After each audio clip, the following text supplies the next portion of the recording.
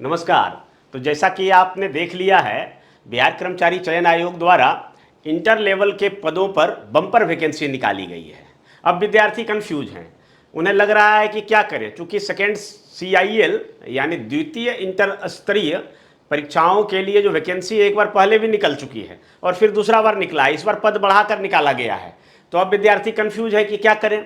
तो मैं इस संबंध में आपको काफ़ी एक व्यवहारिक तकनीक बताऊंगा कि कैसे जो है इन परीक्षाओं के साथ साथ आप दूसरी परीक्षाओं की भी तैयारी कर सकते हैं। ठीक है, इंटर लेवल का पद है वो निम्न वेतनमान के पद हैं। मोस्टली पद जो है वो लेवल 2 में है और इसके अतिरिक्त जो है लेवल 3 और लेवल 4 के भी पद हैं। परंतु साथ ही अभी समकालीन समय में सहायक प्रशाखा पदाधिकारी की भी वैकेंसी आई है, सहायक शिक्षा विकास पदाधिकारी की वैकेंसी आई है, BPSC की भी वैकेंसी आई है, दरोगा की भी वैकेंसी आई है। तो क्या हम एक ही तैयारी की रणनीति अपनाकर इन सभी परीक्षाओं को क्रैक कर सकते हैं? इस संबंध में हमारा ये वीडियो खास होगा, जरूर देखिएगा शुरू से अंत तक। अगर आप देखते हैं तो निश्चित तौर पर ये उहापोह की जो दौर है, जो कन्फ्यूजन की स्थिति है, विद्यार्थी को लग रहा है कि इतने सारे वैकेंसी एक साथ निकल गए, किसका तैयारी करें, BPSC की तैयारी करें कि दरोगा का करें कि सचिवालय सहायक प्रशाखा पदाधिकारी के करें, AEDO का करें। तो ये कन्फ्यूजन की स्थिति में हमारा ये वीडियो आपके लिए काफ़ी सहायक सिद्ध होगा, आपको यह निर्णय लेने में कि क्या करना चाहिए। ठीक है, तो चलिए तैयारी कैसे करें इसी पर हमारा फोकस रहेगा। पहले हम इसी को लेकर चलेंगे, बिहार कर्मचारी चयन आयोग द्वारा जो इंटर स्तरीय पदों की बहाली निकाली गई है इसको लेकर चलेंगे और इसी के आधार पर हम बताएंगे कि इसके साथ साथ अगर आपने ग्रेजुएशन किया है तो सहायक प्रशाखा पदाधिकारी, सहायक शिक्षा विकास पदाधिकारी, 72वीं BPSC, 73वीं BPSC और दरोगा की भी तैयारी कैसे साथ साथ कर सकते हैं। आपको नौकरी लेना है, ठीक है, लगातार जो है उत्थान की ओर रहना है। जो निम्न पदों पर काबिज है उन्हें BPSC, दरोगा और सचिवालय सहायक की तैयारी करना चाहिए, और जो अभी बेरोजगार हैं उन्हें जो है इन सारे पदों की तैयारी करना चाहिए। इवन कि रेलवे की भी तैयारी करना चाहिए। अभी परिचारी का भी फॉर्म निकल गया, वो भी लोग भर रहे हैं। बेरोजगारी का ये आलम है कि कोई भी एक सरकारी पद मिल जाए, युवाओं में यही होड़ मचा है। हालांकि ये बहुत चिंताजनक स्थिति है देश की डेमोग्राफिक के लिए कि एक अदद सरकारी नौकरी के लिए 10-10 लाख फॉर्म भरे जा रहे हैं। तो पता नहीं आगे चलकर क्या होगा। हमारे जो देश के नीति निर्माता है वो क्या सोचते हैं आगे युवाओं को लेकर, उनका क्या प्लानिंग है। चूँकि JNG के पास इतनी ताकत है कि जिस तरह से आप देख रहे हैं कि कैसे तख्ता पलट हो रहा है, ठीक है, तो ये इनको जब तक अगर रिसोर्स प्रोवाइड नहीं किया जाएगा, इनको आगे बढ़ने का मौका उपलब्ध नहीं कराया जाएगा, इनको माहौल नहीं दिया जाएगा, तो फिर देश का विकास अवरुद्ध हो जाएगा। ऐसे में सरकारी नौकरी के पीछे लोग तैयारी कर रहे हैं, लाखों लोग, करोड़ों लोग तैयारी कर रहे हैं। अब उनमें से एक पद पाना है यदि आपको, तो हमारा जो है इस वीडियो को जरूर देखिए। तो चलिए, क्या है महत्वपूर्ण पद जो इंटर स्तरीय पदों में निकाला गया है उसके बारे में हम देख लेते हैं। ठीक है, तो क्या है, पंचायत सचिव जो है ये महत्वपूर्ण पद है। ठीक है, अगर वेतन की बात करें तो मैं उतना जोड़कर नहीं बताऊंगा, लेकिन नॉर्मली जो है आपका स्टार्टिंग में 40,000 इसमें वेतन मिलेगा। ठीक है, ये गांव देहात में काम करना पड़ सकता है। पंचायत सचिव अगर आप जानना चाहते हैं कार्य प्रणाली, तो इसमें जो है वेब सीरीज है पंचायत, उसको देखिए तो समझ में आएगा। हालांकि वो तो फिल्मी स्टाइल है, वास्तविक स्टाइल कुछ और होता है, लेकिन फिर भी पंचायत सचिव को ऐसे ही राजनीतिक पचड़ों में फंसना पड़ता है, गांव के झगड़ों में फंसना पड़ता है, और अपना जो है उसको BPSC, UPSC या जो तैयारी करना है तो वो भी संसाधन गांव में नहीं मौजूद होता है, तो उसको आप देख लेंगे। ठीक है, फिर जो है राजस्व कर्मचारी है, राजस्व कर्मचारी, निम्न वर्गीय लिपिक, कनीय क्षेत्रीय अन्वेषक और पशुधन सहायक, ये सब का वेतन की अगर बात करें तो लगभग 35,000 के आसपास वेतन मिलेगा। ठीक है, पद जो है जो ज़्यादा पद वाले हैं तो इसी को हमने रेखांकित किया है कि ये देखिए आपका जो पंचायत सचिव है उसका 3,532 सीट है, राजस्व कर्मचारी का 3,559 सीट है, और निम्न वर्गीय कलर के जो 45 डिपार्टमेंट है बिहार में, अलग अलग विभागों से निकाला गया वैकेंसी, और उनके निदेशालय से भी है। ठीक है, 45 विभाग है और उनमें कई निदेशालय होते हैं, तो वहाँ से 14,203। ठीक है, कनीय क्षेत्रीय अन्वेषक, ये सांख्यिकी विभाग द्वारा निकाला गया है। क्षेत्र में जाके डाटा एकत्र करना, चाहे जनगणना हो, पशुगणना हो, ये सब काम रहेगा। ठीक है, पशुधन सहायक है, ये जो है ये पशुपालन विभाग से वैकेंसी निकाला गया है। और इसके अतिरिक्त जो है एक फाइलेरिया निरीक्षक का पद निकला है। ठीक है, फाइलेरिया निरीक्षक का पद निकला है, तो इसके लिए ये जो है लेवल 4 में है और इसके लिए साइंस चाहिए जीव विज्ञान के साथ, ठीक है। तो जीव विज्ञान के साथ जो साइंस किए हैं, बायोलॉजी से साइंस किए, उसके लिए भी अच्छा मौका है कि फाइलेरिया निरीक्षक का भी भर सकते हैं। और इनमें से जो पशुधन सहायक है, ठीक है, तो ये भी केवल जो है जो इंटर बायोलॉजी से किए हुए हैं वो भर सकते हैं। खनिज क्षेत्रीय अन्वेषक की बात करें तो इसका में भी जो इंटर में मैथ है या फिर इकोनॉमिक्स है या सांख्यिकी है या फिर अर्थशास्त्र है, तो वही इसको भर सकते हैं। चलिए अब हम बात करते हैं कि परीक्षा की प्रणाली क्या है। सबसे बड़ी बात है कि अगर आप परीक्षा की प्रणाली को समझ गए तो निश्चित तौर पर आप एक साथ कई परीक्षाओं की तैयारी कर सकते हैं, ठीक है। मेरा आज का यही मुख्य फोकस है कि 10+2 लेवल का जिन्होंने फॉर्म भरा है और उनकी तैयारी कर रहा है, तो वो कैसे जो है आगे का भी दरोगा और सहायक प्रशाखा पदाधिकारी का भी तैयारी कर सकता है, बीपीएससी का भी तैयारी कर सकता है। तो मुख्य रूप से देखिए जो इसका पीटी परीक्षा होना है, पीटी परीक्षा होना है, जैसा कि आपने नोटिफिकेशन में देखा होगा कि कितने कितने नंबर के प्रश्न रहेंगे, 150 नंबर के प्रश्न रहेंगे।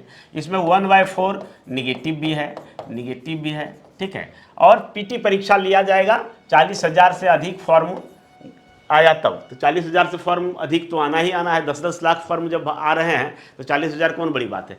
तो पीटी होगा और ज़्यादा होगा तो फिर जो है पीटी कई चरणों में लिए जाएंगे। कई चरण यानी 4, 5, 7, 8 चरण भी हो सकता है। और जब कई चरण होगा तो यहाँ पर स्केलिंग किया जाएगा, ठीक है। ऐसे में आप एग्जैक्ट नहीं बता सकते हैं कितना बनाने के बाद आपका सिलेक्शन हो जाएगा। तो ऐसे में क्या है कि हमें तैयारी जो है काफ़ी धारदार बनाना होगा, ठीक है। तो अगर पीटी परीक्षा की बात करें या मेंस परीक्षा की भी बात करें तो यही प्रणाली रहने वाला है कि ये जो है सामान्य अध्ययन रहेगा, ठीक है। 3 सेक्शन रहेगा 50 नंबर करके, 50, 50 और 50, ठीक है। 50, 50, 50 करके 3 सेक्शन रहेगा, एक ही पेपर रहेगा, सिंगल पेपर, ठीक है। तो सामान्य अध्ययन में कई सब्जेक्ट आते हैं जिसकी चर्चा हम आगे करेंगे, ठीक है। तो ये 50 नंबर का रहेगा और अंक गणित और विज्ञान ये दोनों मिला के 25+25, ठीक है। यानी 50 प्रश्न इससे रहेंगे और तर्क शक्ति जो है यहाँ से आपका रहेगा 50 प्रश्न, ठीक है। लेकिन आप देखेंगे तो ये विज्ञान है। आमतौर पर हम तैयारी करते हैं तो क्या है, सामान्य अध्ययन और सामान्य विज्ञान एक ही में करते हैं, ठीक है, एक ही साथ पढ़ते हैं। मैथ अलग से पढ़ते हैं, रीजनिंग अलग से पढ़ते हैं, ठीक है। लेकिन यहाँ पर इस तरह से दे दिया गया है, विज्ञान की महत्ता स्थापित करने के लिए विज्ञान को अलग से 25 नंबर दे दिया। लेकिन हम इसको अगर जोड़ कर देखें तो जीके का यानी जीके का अगर 50 प्रश्न है और प्लस 25 प्रश्न अगर हम जीएस का डाल देते हैं, जीएससी जनरल साइंस, ठीक है, तो कितना हो जाता है। तो कुल मिला के ये हो जाता है 75 यानी 50%, ठीक है। 75 यानी 50% क्वेश्चन यहीं से हो जा रहा है, ठीक है। बाकी बचा इधर कितना, तो मैथ 25 बचा, ठीक है।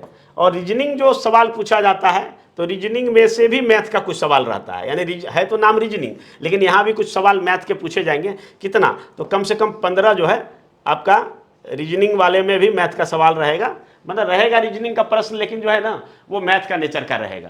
तो आप मैथ अगर बढ़िया से सीख लिए तो 40 नंबर यहाँ से भी आप कर सकते हैं, ठीक है। यानी 40 नंबर का मैथ हो जाएगा। और रीजनिंग को विशुद्ध रूप से माने तो ये 35 नंबर का रीजनिंग रहेगा, ठीक है। ऐसा ही है, ठीक है। जो प्रैक्टिकली देखा जाए तो इसी तरह से है। तो क्या है कि अगर यहाँ से सामान्य अध्ययन आप बढ़िया से तैयारी कर लेते हैं और यहाँ से आप सिक्योर कर लेते हैं 60 प्रश्न यहाँ से बना लेते हैं। 40 में से अगर मैथ जो है आप बहुत ज़्यादा बढ़िया नहीं बना पाए, 25 भी बना लेते हैं, ठीक है। और ये 35 में से 35 रीजनिंग है और इस 35 रीजनिंग में से भी आप जो है कितना 25 बना लेते हैं, ठीक है। तो कितना हो जाएगा 25, 25 और 60 यानी 110 में तो आपका बिल्कुल जो है क्लियर हो जाएगा, ठीक है। तो ये है, तो ये आपका प्रश्न पत्र है। चाहे ये प्रश्न पत्र बीएसएससी सीजीएल का हो, 4 सीजीएल का, या बीएसएससी सेकेंड सीआईएल यानी इंटर स्तरीय, द्वितीय इंटर स्तरीय, तो दोनों का जो प्रश्न का जो पूछने का जो स्टाइल है, जो पेपर है, ऐसे ही रहेगा, ठीक है। दोनों का चाहे वो ग्रेजुएट लेवल हो या इंटर लेवल हो, दोनों का एग्जाम ऐसे ही होना है। तो ऐसे में हम देखते हैं कि तैयारी में मुख्य घटक क्या है, क्या क्या चीज़ की हमें तैयारी करना है। तो जैसा कि मैंने पहले ही बताया कि सामान्य अध्ययन, तो सामान्य अध्ययन क्या, तो सामान्य अध्ययन 50 नंबर का, 50 नंबर का सामान्य अध्ययन और 25 नंबर का विज्ञान, ठीक है। ये अमूमन 50% सवाल जो है, 50% सवाल जो है वो सामान्य अध्ययन से पूछे जा रहे हैं। ये हर जगह पूछा जाएगा। अगर आप रेलवे का भी एग्जाम देने जा रहे हैं तो वहाँ भी यही पूछा जाएगा। ठीक है, आप ग्रेजुएट लेवल का भी दे रहे हैं BSSC CGL 4 तो वहाँ भी यही पूछा जाएगा। ठीक है, अगर आप सहायक शिक्षा विकास पदाधिकारी यानी असिस्टेंट एजुकेशन डेवलपमेंट ऑफिसर जो BPSC से शिक्षा विभाग द्वारा निकाला गया तो वहाँ भी देखेंगे तो वहाँ भी यही लगभग नेचर है पूछने की। यानी 50% सवाल जो है आपको कहीं ना कहीं GS से रहेगा। ठीक है, तो GS की तैयारी हमें अच्छी तरीके से करना है। कैसे करना है हम आगे बताएंगे। ठीक है, अब अंक गणित है।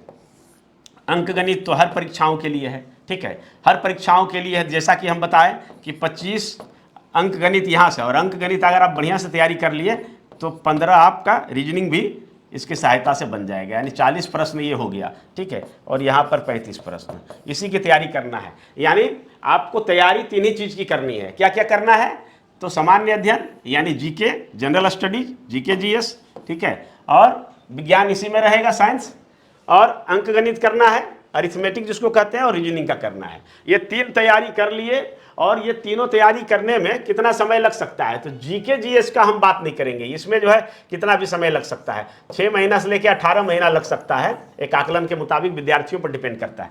लेकिन अंक गणित की अगर बात करें तो ये मुश्किल से 4 से 5 महीना में पूरा अंक गणित आप सीख सकते हैं। और रीजनिंग की अगर बात करें तो रीजनिंग जो है 2 से 3 महीना में आप सीख सकते हैं। तो काफ़ी एनफ समय है, आप पूरा जो है अपनी तैयारी अगर आज से शुरुआत करते हैं तो निश्चित तौर पर एग्जाम आते आते कई एग्जाम आपको देने होंगे, तो उन एग्जाम की तैयारी एक साथ हो जाएगा। ठीक है, और यही रणनीति होना चाहिए कि ऐसा नहीं है कि कोई पर्टिकुलर जो है आपको नौकरी लेनी है तो नौकरी जो भी अच्छा पद है, वेतन बढ़िया है, जिसका कार्य प्रणाली अच्छा है, उसकी तैयारी करके उसको ले लीजिए। ठीक है, ये नहीं कि हम DSP ही बनना चाहते हैं, हम दरोगा ही बनना चाहते हैं, ऐसा किसी में नहीं रहता है। बेरोजगार युवाओं में ऐसा कुछ नहीं रहता है कि हम यही बनना चाहते थे।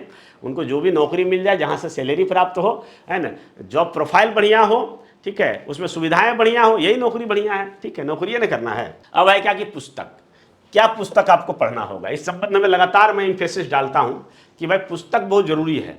ठीक है, अगर पुस्तक आपके पास नहीं रहेगा तो आप क्या है कि तैयारी बढ़िया से नहीं कर पाएंगे। ठीक है, इसलिए पुस्तक होना चाहिए। कितना पुस्तक होना चाहिए? तो पुस्तक जो है कम से कम 2 सेट होना चाहिए। क्योंकि होता क्या है ना, बहुत सारे लोग कहते हैं कि नहीं बहुत ज़्यादा पुस्तक नहीं होना चाहिए, अब बहुत सारे लोग बोलते हैं कि बहुत ज़्यादा पुस्तक होना चाहिए। नहीं, आप जो बीच का रास्ता अपनाना है, आपको क्या करना है कि कम से कम 2 सेट पुस्तक रखना है। तो सबसे पहले मैं बात करता हूँ कि सबसे पहले कुछ जनरल पुस्तक है उसको हम देख लेते हैं कि कौन कौन सा पुस्तक जो है हर किसी के पास होना चाहिए। ठीक है, तो इसमें सबसे पहले हम बात करेंगे लुसेंट GK का। लुसेंट GK पिछली क्लास में भी हमने बताया था, लुसेंट GK का। ठीक है, दूसरा जो है एक साइंस का बुक होना चाहिए, क्योंकि इन परीक्षाओं में साइंस को अलग से पूछा जाता है, तो लुसेंट जनरल साइंस होना चाहिए। ठीक है, उसके बाद क्या होना चाहिए? आपके पास एक एटलस का बुक होना चाहिए।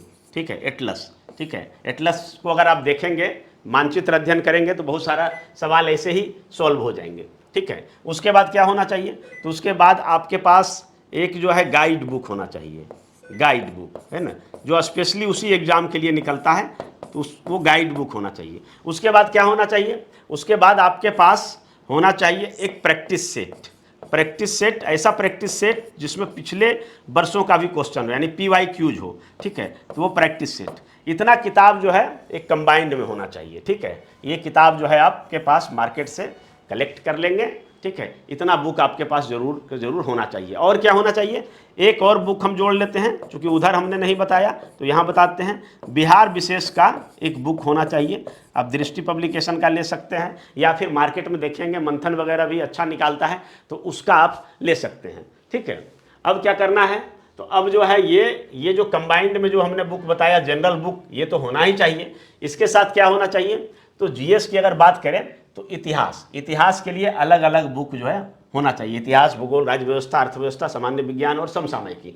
इतिहास की बात करें तो इतिहास को हम 3 भाग में बांट सकते हैं। पहला है प्राचीन, ठीक है, प्राचीन भारत का इतिहास। दूसरा है मध्यकालीन, ठीक है, और तीसरा है आधुनिक। तो सबके लिए अलग अलग किताब रख लीजिए, और तीनों के लिए हम अलग अलग किताब आप देख सकते हैं, मार्केट में अगर मिलता है तो ले लीजिए, लेकिन हम रेफ़र करेंगे कि आप SK पांडे का बुक ले लीजिए। ठीक है, तीनों के लिए बहुत ही बेहतर है। ठीक है। और अगर इसके पांडे का नहीं मिलता है तो फिर आप परीक्षा वाणी का ले लीजिए, ठीक है, परीक्षा वाणी का बुक ले लीजिए, ये बहुत ही अच्छा रहेगा, ठीक है। फिर आ जाइए भूगोल।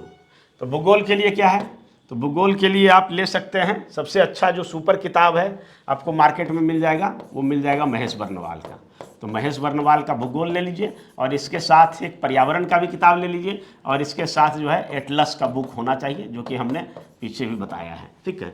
अब बात करते हैं राज व्यवस्था।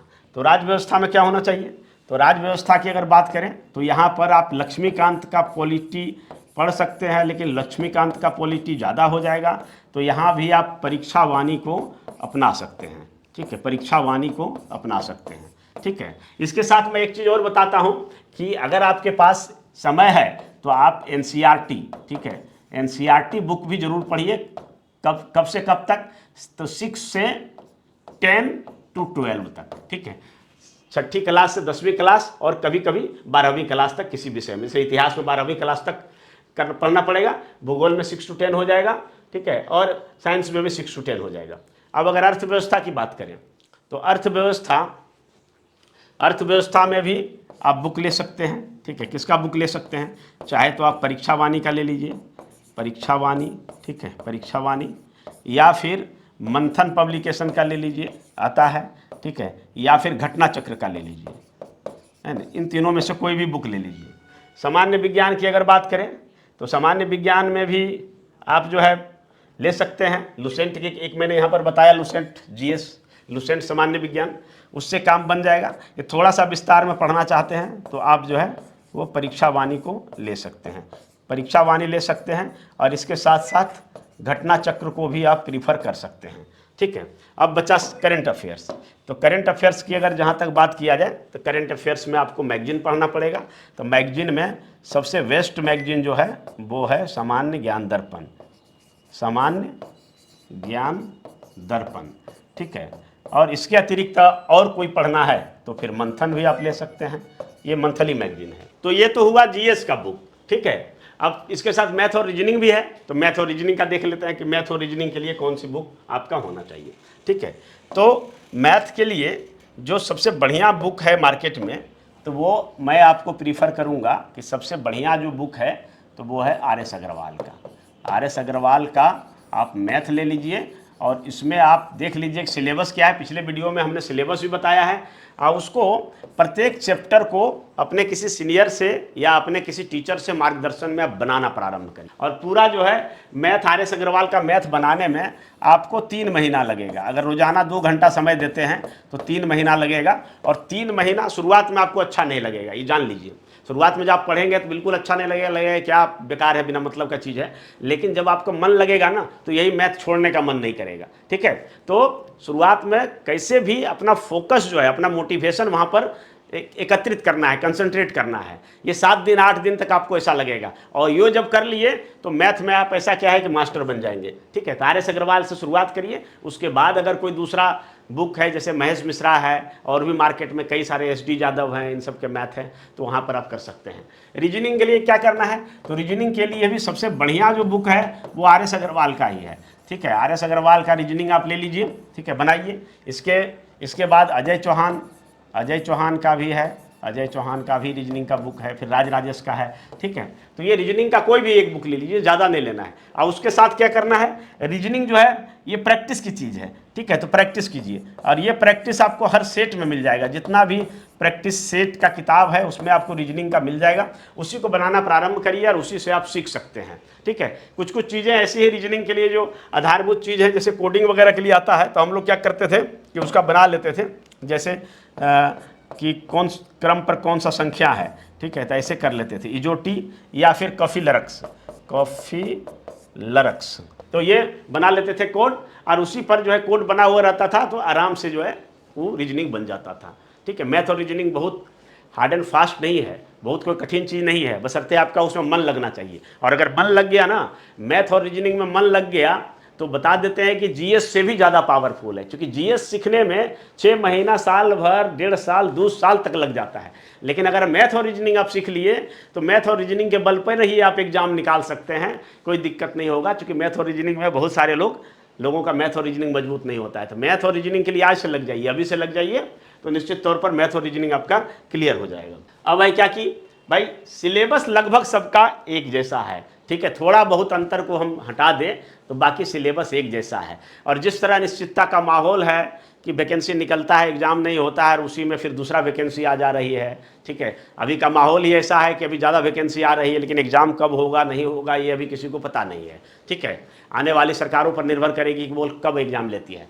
तो आपको क्या करना है, आपको किसी एक एग्जाम पर निर्भर नहीं रहना है, ठीक है, कि नहीं हम जो है बीएसएससी इंटर स्तरीय का फॉर्म भरे हैं तो उसी को देंगे और कुछ देंगे ही नहीं। अरे बहुत बार क्या होता है ना, हमने देखा कि दरोगा से ज़्यादा टफ जो है सिपाही का क्वेश्चन था, ठीक है, उसी तरह से हमने खुद जो है सचिवालय का एग्जाम दिया, सहायक प्रशाखा पदाधिकारी बना, हमने देखा कि सहायक प्रशाखा पदाधिकारी से ज़्यादा टफ क्वेश्चन जो है ना वो इंटर स्तर का था, ठीक है। इससे कोई फर्क नहीं पड़ता, आपका केवल तैयारी होना चाहिए। एग्जाम चाहे इंटर लेवल का हो, ग्रेजुएट लेवल का हो, क्वेश्चन सब एक ही पूछा जाता है, ठीक है, कभी क्वेश्चन टफ रहता है, कभी क्वेश्चन आसान रहता है, इस सब चक्कर में नहीं पढ़ना है, आपको सभी एग्जाम में बैठना है, ठीक है। तो क्या करना है कि सभी परीक्षाओं की तैयारी हम एक साथ करेंगे। कौन कौन परीक्षा की तैयारी एक साथ कर सकते हैं, तो अभी कुछ दिन पहले ही निकला है बिहार कर्मचारी चयन आयोग से CGL 4 असिस्टेंट सेक्शन ऑफिसर, ठीक है, और पहले इसमें 1064 सीट था और ये बढ़ाकर कर दिया गया 1541 सीट, ठीक है, और इसमें एक उद्योग विस्तार पदाधिकारी का भी सीट जुड़ गया है। तो ये काफ़ी सुनहरा मौका है, ठीक है। ये लेवल 7 का जॉब है, ये कितना है, लेवल 7 का जॉब है, और आप जो फॉर्म भरे हैं वो क्या है, लेवल 2-3 का जॉब है, तो निश्चित तौर पर उसको प्रीफर करना चाहिए। उसके बाद क्या है कि आप शिक्षा विभाग से एक वैकेंसी जो आई है उसकी भी तैयारी आप कर सकते हैं। AEDO assistant education development officer, ये शिक्षा विभाग से निकला है, इसका एग्जाम BPSC लेगी। ये लेवल 5 का पद है, लेकिन काफ़ी महत्वपूर्ण पद है, क्योंकि शिक्षा का क्षेत्र है वो भारत का, बिहार का सबसे बड़ा जो डिपार्टमेंट है वो शिक्षा विभाग है। शिक्षा विभाग में बड़े पैमाने पर लोगों को शिक्षित करना है और यहाँ आपको कार्य करने का जो मौका मिलेगा, निश्चित तौर पर आपके लाइफ में जो एक्सपोजर देगी उसकी आप कल्पना नहीं कर सकते हैं। तो ये वैकेंसी बहुत ही अच्छा है, हालांकि कम वेतन का है लेकिन अच्छा वैकेंसी है। तो शिक्षा विभाग द्वारा AEDO का जो वैकेंसी निकला है उसकी भी तैयारी आप साथ में कर सकते हैं। और साथ में कर सकते हैं क्या, तो 72वीं BPSC PT का भी तैयारी आप साथ में कर सकते हैं। इसके साथ आप चाहें तो 73वीं, ठीक है, जिसका अभी उम्र नहीं हुआ है, क्वालिफिकेशन नहीं हुआ, 74वीं, ठीक है, और 75वीं, सब का तैयारी आप करिए, ठीक है। ऐसे भी समय आपके लिए रखा हुआ नहीं रहता है, आप आज तैयारी नहीं भी कर रहे हैं फिर भी समय गुजर रहा है, आप परीक्षा नहीं देंगे फिर भी समय गुजर रहा है, और परीक्षा दे रहे हैं, एक बार में नहीं हुआ, 2 बार में नहीं हुआ, तीसरा चौथा बार में यदि हो गया तो भी समय गुजरता रहा और आपका हो गया।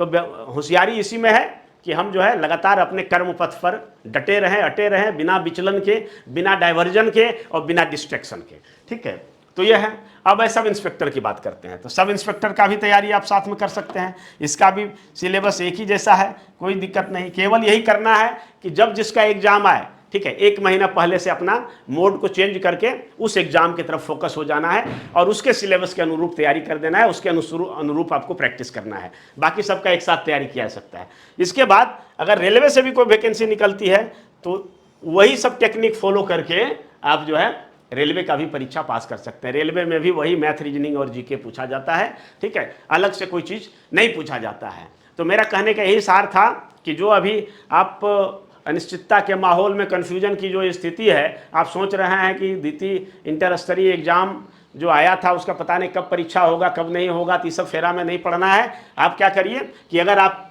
क्वालिफिकेशन धारित करते हैं, आप यदि ग्रेजुएशन किए हुए हैं, तो निश्चित तौर पर आपको इन सभी परीक्षाओं की एक साथ तैयारी करनी शुरू कर देना चाहिए, ठीक है। BPSC भी देखते हैं कि बहुत सारे लोगों का क्या होता है कि निम्न स्तरीय एग्जाम नहीं निकला है और वो BPSC निकाल लिया, ठीक है। तो ऐसा भी होता है। कई लोगों को हमने यह भी देखा कि BPSC का एग्जाम उससे क्रैक नहीं हुआ और UPSC का हो गया।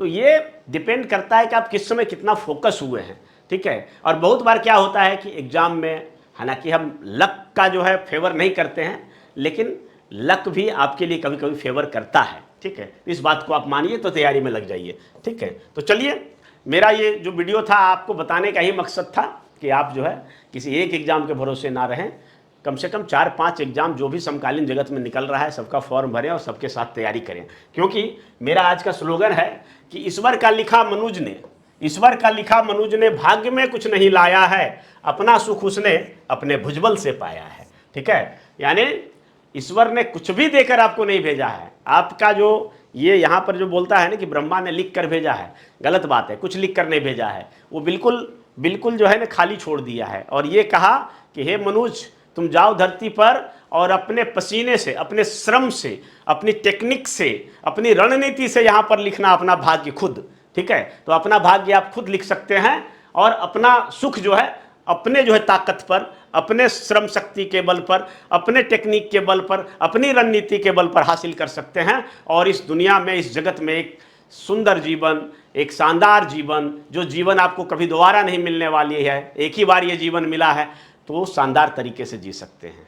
तो चलिए, आज तक के लिए हम यही रहने देते हैं और आशा करते हैं कि आप लोग अच्छी ढंग से तैयारी कर रहे होंगे और एक पद, ये प्रतियोगिता के महासमर में एक पद आपको जरूर मिलेगा। धन्यवाद। जय हिंद।